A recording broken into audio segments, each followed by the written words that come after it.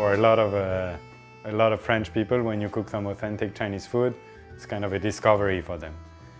And I think a lot of them, at least in my family and in my friends, a lot of them are very eager to learn some Chinese, whether it is making dumplings or doing some chao tu dou si, shredded potato or anything. They are very eager to learn more about those dishes. Chinese food has huge potential in going global, and especially ingredients-wise, ingredients and some techniques, because there's a lot of things in the West, a lot of new ingredients that we don't have in the West, we don't even know about, most of the people don't know about.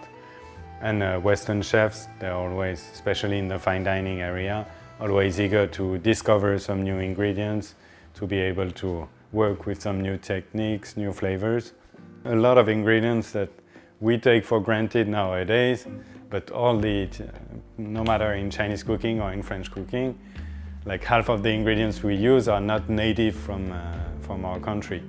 So it's all coming from abroad, so all this ingredient exchange is something that's always been taking place since human beings have been traveling around. So in France we're using star anise, we're using eggplant, all those came from China. If in China you're using a chili, it came from South America. So all those exchanges are always constantly taking place. And I think now, a lot of Chinese ingredients are making their way in the fine dining world. So for example, the Sichuan pepper is one example. It's becoming trendy because of its refreshing and numb taste. It's something very new for the Western palate. But I think it's interesting to see that French people are using it in a very different way.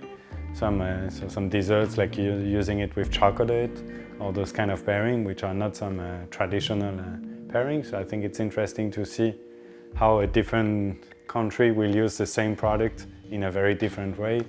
I think it's very exciting.